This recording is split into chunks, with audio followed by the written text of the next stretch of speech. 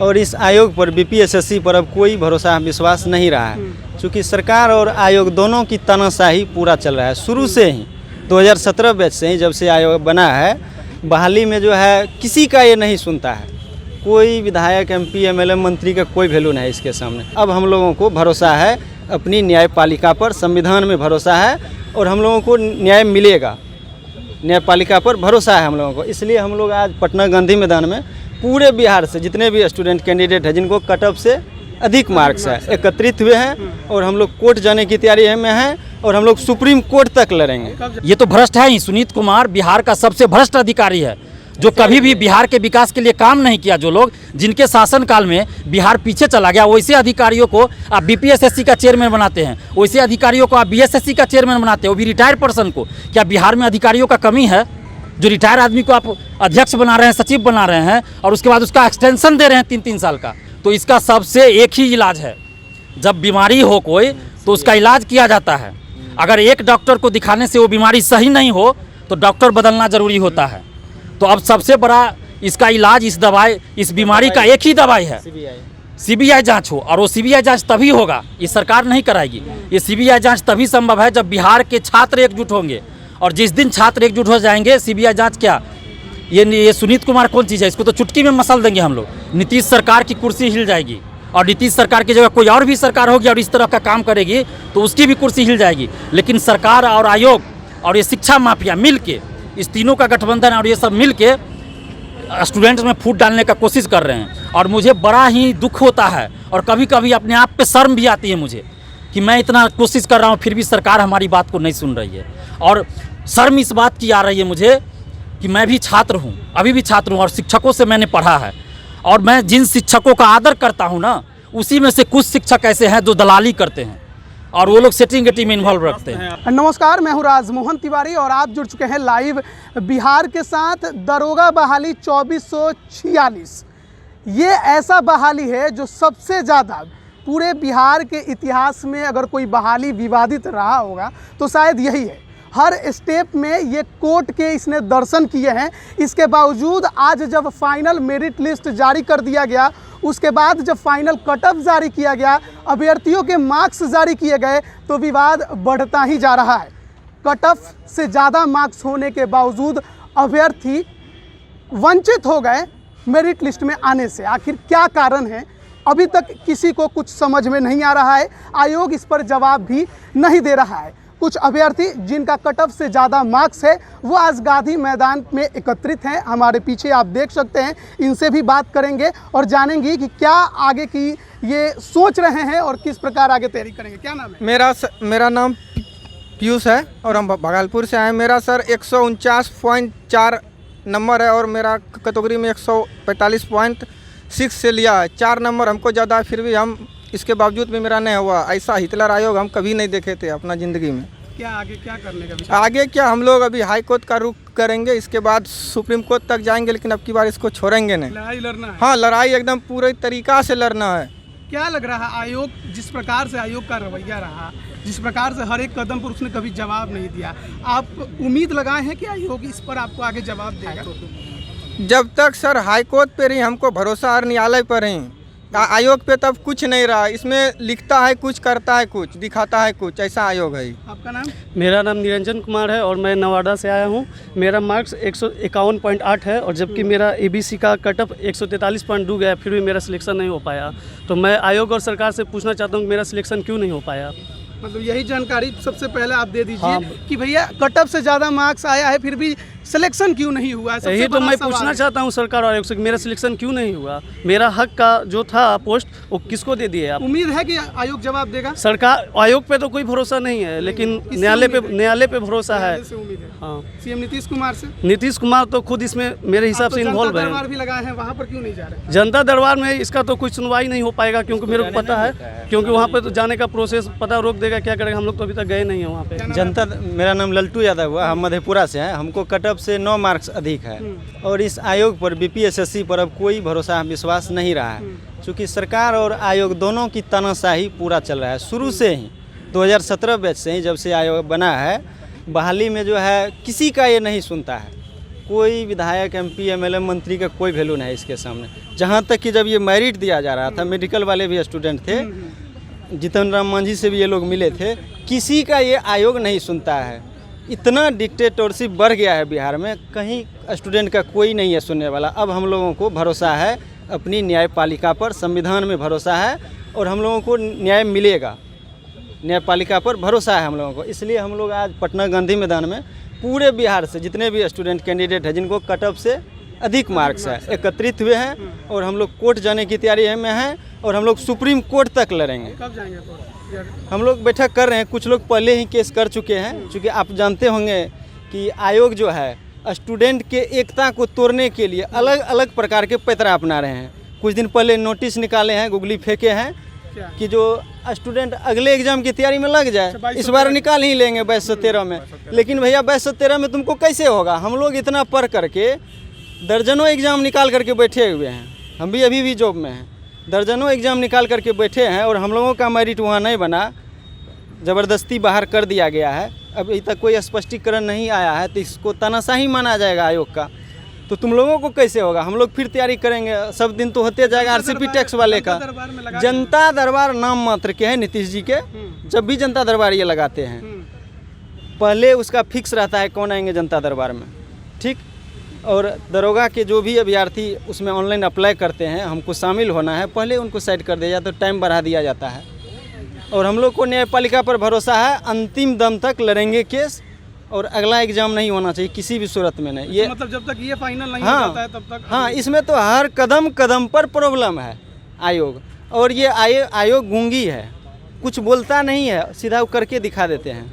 हमारे साथ छात्र नेता दिलीप भी हैं। दिलीप, कैसे देख रहे हैं दरोगा बहाली का ये जो 2446 का मैटर है, शुरू से पीटी से लेकर फाइनल रिजल्ट और अब कट ऑफ से ज़्यादा मार्क्स होने के बाद भी अभ्यर्थियों का चयन नहीं होना, कैसे देख रहे हैं इसको? देखिए, हम तो शुरू से इसके लिए लड़ते भी आए हैं और कहते भी आए हैं कि ये बीपीएसएससी जो है सबसे भ्रष्ट आयोग है और इसका गठन 2017 में जो हुआ है सिर्फ और सिर्फ आरसीपी टैक्स वसूलने के लिए किया गया है। अब देखिए 2017 में इसका गठन होता है और तभी से लेकर अभी तक इसका चेयरमैन सुनीत कुमार है और इससे पहले वो सीएसबीसी यानी सिपाही भर्ती बोर्ड के चेयरमैन थे, वहाँ भी वो ज़बरदस्त धांधली किए थे और यहाँ भी वो धांधली पे धांधली कर रहे हैं। और सबसे बड़ी बात कि हम ये जानना चाहते हैं कि आखिर दुनिया का कौन सा कानून है या भारत के संविधान में क्या है, कहीं ऐसा लिखा हुआ है कि हम शांतिपूर्वक प्रदर्शन नहीं कर सकते हैं? क्या हमारा ये अधिकार नहीं है कि हम ये जान सके कि अगर हमने एग्ज़ाम दिया तो मुझे कितना मार्क्स आया? मेरा OMR सीट देखने का हक नहीं है क्या?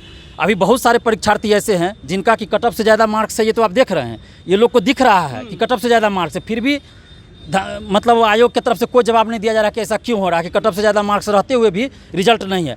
लेकिन हज़ारों ऐसे अभ्यर्थी भी हैं जिनका मार्क्स कम कर दिया गया है, जिनका OMR सीट में रोल नंबर गलती भरा हुआ है। अब आप सोच सकते हैं कि कोई स्टूडेंट जो 10 साल से एग्ज़ाम दे रहा है, कोई 5 साल से एग्ज़ाम दे रहा है, कोई 10 एग्ज़ाम दे चुका है OMR सीट पे, अब तो मैट्रिक इंटर का एग्ज़ाम OMR सीट पे होने लगा है और वो स्टूडेंट आपको लगता है कि OMR सीट में अपना रोल नंबर गलती भर देगा? वैसा हो सकता है 10, 20, 50, 100 हो जाएगा। हज़ारों परीक्षार्थी ऐसे नहीं होंगे और क्या किया कि रोल नंबर गलती उनका भरा हुआ है। तो हम इसीलिए मांग करते आए हैं, शुरू से मांग करते आए हैं कि जब आप परीक्षा होती है उसी समय आप OMR सीट का कार्बन कॉपी दीजिए और क्वेश्चन बुकलेट दीजिए, ताकि परीक्षार्थी के पास ये सबूत रहे कि हमने OMR सीट में अपना रोल नंबर गलती रंगा है या गलती भरा है कि सही भरा है। अभी इन लोग के पास कोई प्रूफ नहीं है कि किस क्वेश्चन का क्या आंसर मरा है। मान लीजिए इन लोगों में से या हज़ारों स्टूडेंट्स हैं, 100 में से 80 क्वेश्चन उन्होंने रंगा होगा।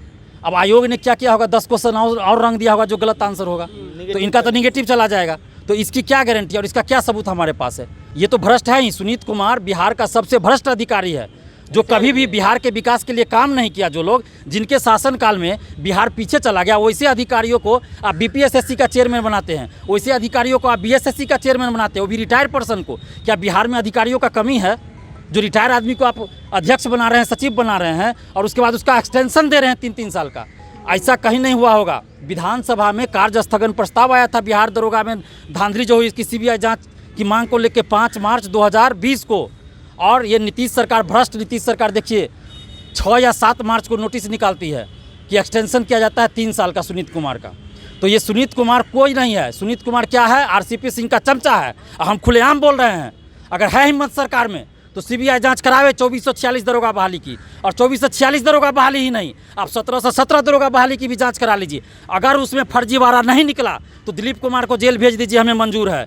लेकिन इस चोर चोट्टा सरकार में और चोर चोट्टा ये सुनीत कुमार में इतनी हिम्मत नहीं है कि वो जांच करवाएगा, उसमें इतनी हिम्मत नहीं है। जांच करा के दिखा दे हमको, हम तैयार है जेल जाने के लिए। सुनीत कुमार ने तो इतना किया कि दिलीप कुमार के खिलाफ नोटिस जारी किया, लेकिन इस सुनीत कुमार में इतनी हिम्मत नहीं है, इसमें इतनी पारदर्शिता नहीं है कि परीक्षा कब होगी, पीटी परीक्षा कब होगी, रिजल्ट कब होगा, उसका अपने वेबसाइट पे नोटिस जारी करे। लेकिन दिलीप कुमार के खिलाफ वो नोटिस जारी करेगा, उसके लिए उसके पास समय है। अभी आप देखिए, जब ये लोग यूनाइट हो रहे हैं आंदोलन करने और जनता दरबार में जाने और कोर्ट जाने की बात कर रहे हैं, तब बीपीएसएससी ने बड़े ही साजिश के तहत क्या किया कि सभी अखबारों में, पटना से प्रकाशित सभी अखबारों में क्या छपाया कि 5 दिसंबर को पीटी परीक्षा होगा। इसको इतना नहीं हिम्मत था कि अपने वेबसाइट पे डाले। तो डिजिटल इंडिया किस काम का? प्रधानमंत्री जी रोज़ कह रहे हैं डिजिटल इंडिया, हर कुछ डिजिटल होगा, लेकिन हमारा ये बीपीएसएससी है और इसका चेयरमैन है जो कि डिजिटल इंडिया पे भरोसा नहीं करता, वो सिर्फ शिक्षा माफियाओं के थ्रू न्यूज़ फैलाता है। आप देख लीजिएगा, कोई भी रिजल्ट हो, कोई भी एग्ज़ाम हो, नया वैकेंसी हो, सबसे पहले पटना का 2-3 यूट्यूब चैनल और शिक्षा माफिया टीचर सबके द्वारा आपको पता चलेगा कि कब रिजल्ट आएगा, कब वैकेंसी आएगी। अभी आपको पता चल रहा होगा कि 27 से फिर दरोगा बहाली आ रही है। तो ये सब के सब शिक्षा माफिया हैं जो अफवाह फैलाते हैं, छात्रों में फूट डालते हैं कि एकजुट ना हो छात्र। और मैं बार बार कह रहा हूँ कि सरकार एक बार सीबीआई जांच करवा दे। मैं उन शिक्षकों का भी नाम बताऊंगा जो सेटिंग में इन्वॉल्व है, उन नेताओं का नाम भी, नेता का नाम तो मैं कई बार बता चुका हूं, फिर भी मैं सीबीआई के सामने बताऊंगा। अगर वो सही नहीं निकले तो सीबीआई ही मुझे जेल भेज दे। अब इससे ज़्यादा ओपन हम चैलेंज क्या कर सकते हैं? बिहार के किसी भी विधायक नेता में है दम जो इस तरह से बोल दे तो हम कह सकते हैं। कोई नेता नहीं बोलने वाला। क्यों? पक्ष विपक्ष कोई भी नहीं बोलता, क्योंकि सबका साठगांठ इसमें है। और हम सबसे पहले तो ये डिमांड करते हैं कि सुनीत कुमार में ऐसा क्या है कि उसको बार बार आप बीपीएसएससी का चेयरमैन बना रहे हैं, और इसमें वो भी रिटायर है, आप उसको सबसे पहले हटाए। लेकिन नहीं हटाया जाएगा। क्यों? क्योंकि आरसीपी सिंह का चमचा है और आरसीपी टैक्स वसूलने के लिए उसको रखा गया है। और समझ सकते हैं कि बिहार का सबसे बड़ा शिक्षा माफिया जब मंत्री बन जाए, उसको जब मुख्यमंत्री का संरक्षण प्राप्त हो, मुख्यमंत्री का दायां हाथ हो, तो फिर क्या हो सकता है बिहार का? तो इसका सबसे एक ही इलाज है, जब बीमारी हो कोई तो उसका इलाज किया जाता है। अगर एक डॉक्टर को दिखाने से वो बीमारी सही नहीं हो तो डॉक्टर बदलना ज़रूरी होता है। तो अब सबसे बड़ा इसका इलाज, इस दवाई, इस बीमारी का एक ही दवाई है, सीबीआई जांच हो। और वो सीबीआई जांच तभी होगा, ये सरकार नहीं कराएगी। ये सीबीआई जांच तभी संभव है जब बिहार के छात्र एकजुट होंगे।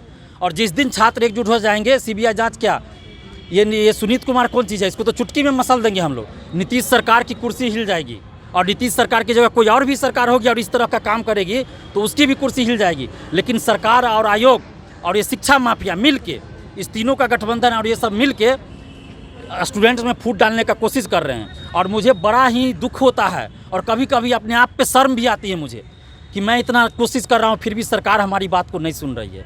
और शर्म इस बात की आ रही है मुझे कि मैं भी छात्र हूँ, अभी भी छात्र हूँ, और शिक्षकों से मैंने पढ़ा है। और मैं जिन शिक्षकों का आदर करता हूँ ना, उसी में से कुछ शिक्षक ऐसे हैं जो दलाली करते हैं और वो लोग सेटिंग गेटिंग में इन्वॉल्व रखते हैं। जी, जितने भी छात्र हैं वो अलग अलग गुटों में बटे हुए हैं। पीटी वाले का अलग मामला है, मेडिकल वाले का अलग है, फाइनल लिस्ट वाले का अलग है। ये जब तक साथ नहीं होंगे तब तक लगता है क्या कि सरकार सुनने वाली है या आयोग सुनने वाली है? बिल्कुल नहीं। जब तक बिहार के छात्र एकजुट नहीं होंगे, आप कितना भी कुछ कर लीजिए। हम लोग तो पीटी में भी आंदोलन किए, मेंस के बाद भी किए, क्या हुआ? हमें जेल भेज दिया गया, छात्रों पे लाठीचार्ज हुआ, बहुत सारे छात्र और भी पीटी में जेल गए। सरकार तभी विधानसभा में भी मुद्दा उठा। और ये इतिहास है बिहार का, आप इतिहास उल्टा के देख लीजिए कि पहला छात्र आंदोलन हुआ दरोगा बहाली वाला, जिसकी गूंज विधानसभा तक उठी, और उसी के बाद विधानसभा में शिक्षा रोजगार प्रमुख चुनावी मुद्दा बना। तो ये हमारे लिए बहुत अच्छी बात है। लेकिन जब तक ये धांधली नहीं मिटती है तब तक हमें चैन नहीं मिलेगा। और ये धांधली तभी मिटेगी, सीबीआई जांच तभी होगी। मैं सीबीआई जांच की मांग क्यों कर रहा हूँ?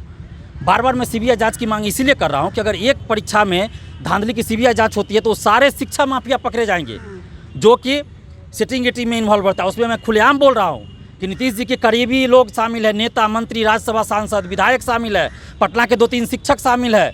और मुझे इसीलिए शर्म आती है कभी कभी कि शिक्षक के नाम पे ये लोग, तथाकथित शिक्षक, ये शिक्षक के नाम पे ये लोग छात्र को गुमराह करते हैं। और यही लोग सबसे पहले कोई भी परीक्षा होगी तो क्वेश्चन देखे बिना कट ऑफ जारी कर देते हैं। सीबीआई जांच के मांग के अलावा आपकी क्या डिमांड है? हमारा डिमांड सबसे बड़ा डिमांड हमारा ये है कि कोई भी परीक्षा अगर होती है तो परीक्षा के साथ ही पारदर्शिता लाने के लिए सबसे पहले जरूरी है कि OMR शीट का कार्बन कॉपी, क्वेश्चन बुकलेट परीक्षार्थियों को साथ ले जाने दिया जाए। उसके बाद आंसर की 10 दिन 20 दिन के अंदर जारी किया जाए। उसके बाद जब रिजल्ट प्रकाशित होता है तो कट ऑफ के साथ सभी परीक्षार्थियों का मार्क्स जारी किया जाए। और ये ऐसा करने में भारत की सुरक्षा को कोई खतरा नहीं है, क्योंकि बिहार में ही BPSC ऐसा करती आई है, ऐसा कर रही है BPSC। और ये बेशरम BPSSC को ऐसा करने में क्या दिक्कत है? दिक्कत है क्योंकि ये धांधली कर रही है। इसको पैसा कमाना है, एक कैंडिडेट पे 25 लाख 26 लाख रुपया कमाना है और इस तरह अरबों रुपया कमाना है।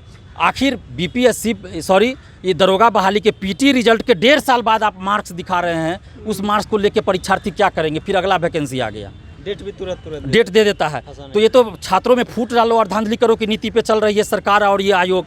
और हम तो अभी भी कह रहे हैं कि सुनीत कुमार के संपत्ति का जांच कर लीजिए, आपको पता चल जाएगा कि कितना बड़ा ये भ्रष्ट आदमी है, कितना। और ये अकेला सुनीत कुमार नहीं है, मैं बार बार कह रहा हूँ, अकेला सुनीत कुमार नहीं है। इसके साथ साथ सुनीत कुमार तो एक मोहरा है, इसके पीछे बहुत सारे नेता हैं जिनका कि बड़ा बड़ा अपार्टमेंट, फ्लैट है, होटल है, और ये सारा पैसा इसी से आता है, फर्जीवाड़ा करके आता है। आखिर क्या वजह है कि 2 बार से 1717 और 2446 में भी बहुत सारे परीक्षार्थी मेरिट में छट जा रहे हैं? अभी तो क्लियर हो गया ना, कट ऑफ से ज़्यादा इनका मार्क्स है, फिर भी इनको नहीं लिया गया। और एक बात और, फिजिकल में जो मेडिकल लगाया गया था उसमें BPSSC ने एडमिट कार्ड जारी कर दिया। जो परीक्षार्थी फिजिकल देने गए उनको मना कर दिया गया कि आपका एडमिट कार्ड जारी हो चुका है कि दूसरे दिन आपका परीक्षा, फिर भी वैसे लोगों का नहीं लिया गया। तो इससे बड़ा दादागिरी और गुंडागर्दी क्या होगा? तो आयोग तो गुंडागर्दी पे उतर आया है। आप सोच लीजिए कि कोर्ट में कहीं भी ये मामला टिकेगा, तुरंत कोर्ट डिसीजन दे देगा कि जब एडमिट कार्ड जारी किए तो आपको एग्ज़ाम लेना पड़ेगा। लेकिन क्यों आयोग नहीं लिया एग्ज़ाम? तो ये दादागिरी है, गुंडागर्दी है कि तुम जाओ, कोर्ट भी जाओ, कोर्ट से भी फैसला लेके आओ, लेकिन फिजिकल तो हम ही लेंगे ना, उसमें तुमको किसी न किसी बहाने छांट देंगे। आगे का प्लान क्या है? आगे का प्लान यही है कि यूनिटी बना रहे हैं, सभी लोगों से बात कर रहे हैं। अभी तो ये रिजल्ट जो आया है उसके बाद ही कई गुट बन गए हैं, तो सभी लोगों से बातचीत हो रही, सभी को एकजुट करने का प्रयास कर रहे हैं और कोर्ट में लड़ाई लड़ेंगे ही। उसके बाद हम लोग जनता दरबार में भी जाने का सोच रहे हैं। सैकड़ों परीक्षार्थी जनता दरबार में जाने के लिए ऑनलाइन आवेदन किए, मैंने भी किया है, लेकिन पेंडिंग बता रहा है, अलाउ नहीं किया जा रहा। और मुझे पूरी उम्मीद है नीतीश कुमार जी पे कि इतने ईमानदार है नीतीश जी कि हम लोग को अलाउ नहीं करेंगे, क्योंकि उन्हीं के संरक्षण में ये धांधली हो रहा है, तो ये अलाउ करेंगे ही नहीं। क्योंकि सैकड़ों परीक्षार्थी दिए हुए हैं लेकिन अलाउ नहीं किया। तो हम लोग सोच रहे हैं कि कभी डायरेक्ट हम लोग वहाँ जाने का प्रयास करें। हो सकता है आज भी हम लोग जाएं, लेकिन जाने नहीं दिया जाएगा। अभी भी हम लोग कुछ स्टूडेंट्स को वहाँ भेजे हैं, लेकिन जाने नहीं दिया जा रहा है। अभी हम लोग भी खुद जाएंगे, लेकिन जाने नहीं दिया जाएगा, हम ये भी जानते हैं। तो हमारा मकसद अब यही है, टारगेट है कि बिहार से ये धांधली को मिटाना, और उसके लिए बिहार के समस्त छात्रों को एकजुट होना पड़ेगा। और मैं आपके चैनल के माध्यम से ये कहना चाह रहा हूँ कि जिस तरह राजमोहन जी, आप, अभिषेक जी, आदेश जी लगातार निडरता के साथ इस मुद्दे को उठा रहे हैं, उसी तरह मीडिया के अन्य लोग भी इस मसले को उठाए, शिक्षा रोजगार से जुड़े मुद्दे को उठाएं। और बिहार के तमाम छात्र छात्राओं से भी अपील कर रहे हैं कि जहाँ भी अन्याय हो रहा है, गलत हो रहा है, वहाँ आप मुखर होकर आवाज़ उठाइए। आपका सिलेक्शन हो जा रहा है, अच्छी बात है, तो उसके बाद आप चुप मत होइए, क्योंकि सिलेक्शन हो जाने के बाद भी अगर आप जॉब में जाइएगा तो वहाँ भी आपको प्रताड़ना का शिकार होना पड़ेगा, और होना भी पड़ता है, क्योंकि आप जाइएगा वहाँ भी आपको भ्रष्ट अधिकारी, भ्रष्ट नेता का सामना करना पड़ेगा। तो अभी अगर आप सुधार नहीं कीजिएगा, हम लोग का साथ नहीं दीजिएगा, तो आप सिस्टम में जाने के बाद तो आपका साथ देने वाला भी कोई नहीं रहेगा। तो इसलिए अभी हम लोग का साथ दीजिए। और हमारा मकसद है, हमारा टारगेट है, हमारा उद्देश्य है कि बिहार के समस्त छात्रों को पहले एकजुट करें। और बिहार के समस्त छात्रों से भी हम अपील कर रहे हैं कि आप लोग पढ़ाई करते रहिए। मैं कभी नहीं कहता हूँ कि पढ़ाई नहीं कीजिए, पढ़ाई कीजिए, पढ़ाई के साथ साथ लड़ाई जरूरी है, यानी कि पढ़ाई और लड़ाई साथ साथ। जब तक आप लड़ाई नहीं लड़िएगा, तो अन्याय और शोषण का विरोध नहीं कीजिएगा, तो फिर आप पढ़ के भी कुछ नहीं कर पाइएगा। हमारे साथ जो आप अभी देख रहे हैं पीछे दरोगा अभ्यर्थी हैं, ये किसी एक क्षेत्र के नहीं है, ये पूरे बिहार के अलग अलग जिलों से आए हुए हैं। बिहार का जो इतिहास है छात्र आंदोलन का, वो देश भर में सबसे ज़्यादा चर्चित है। लेकिन आज के समय में छात्र बिहार के थोड़े बट गए हैं, गुटबाजी भी चल रही है, और उसके कई कारक है, क्योंकि इन्हें गुटों में बांटने का प्रयास राजनीतिक दलों द्वारा और साथ ही साथ जो परीक्षाओं में धांधली करने वाले लोग हैं उनके द्वारा भी किया जाता है। ऐसा आरोप तो यहाँ के छात्र नेता और अभ्यर्थी भी लगा रहे हैं। लेकिन सबसे बड़ा सवाल आयोग पर तो उठता ही है कि दरोगा अभ्यर्थी अगर सड़क पर लगातार आते हैं, क्या कारण है? अगर कट ऑफ से ज़्यादा मार्क्स आने के बावजूद, 10-10, 15-20 मार्क्स ज़्यादा आने के बावजूद अगर उनका सिलेक्शन नहीं होता है, और इस पर जब वो सवाल करते हैं तो आयोग आखिर जवाब क्यों नहीं देता है? और अब ये जवाब लेने किसके पास जाएं? बिहार के मुख्यमंत्री के पास जाएं, शिक्षा विभाग के पास जाएं, या फिर उसी आयोग के पास जिसने परीक्षा लिया था। लेकिन आयोग की मनमानी रवैये की वजह से आज ये अभ्यर्थी सड़क पर हैं और इन्हें सबसे ज़्यादा शंका इस बात की है कि क्या यही परीक्षा वो अंतिम परीक्षा है जिसमें भ्रष्टाचार हुआ। आगे भी परीक्षाएं होने वाली हैं भर्ती की, लेकिन क्या उसमें नहीं होगा। जो संकेत है वो तो यही बताते हैं कि जिस प्रकार आयोग अपने मनमानी रवैये से आगे काम करता रहा है वो आगे भी शायद करता रहेगा, यही ये कह रहे हैं। और इनका अगला प्लान यही है कि न्यायपालिका, उसी पर भरोसा है, आगे बढ़ेंगे। मुख्यमंत्री नीतीश कुमार के जनता दरबार में भी अपनी फरियाद इन्होंने लगाई है, लेकिन सुनने के लिए वक्त शायद मुख्यमंत्री जी के पास नहीं है, या फिर उनकी बात इनकी मुख्यमंत्री जी तक पहुंच नहीं पा रही है। समझ से परे है कि आखिर ऐसा क्यों हो रहा है। बहुत बड़ा सवाल है कि कट ऑफ से ज़्यादा मार्क्स फिर भी सिलेक्शन नहीं, आखिर जवाब कौन देगा। और इसी के लिए ये छात्र, ये अभ्यर्थी लगातार अपनी आवाज़ उठाने की कोशिश कर रहे हैं। पटना से मैं राजमोहन तिवारी, आप सभी का बहुत बहुत धन्यवाद। लाइव बिहार यूट्यूब पर सब्सक्राइब और फेसबुक पर लाइक ज़रूर करें।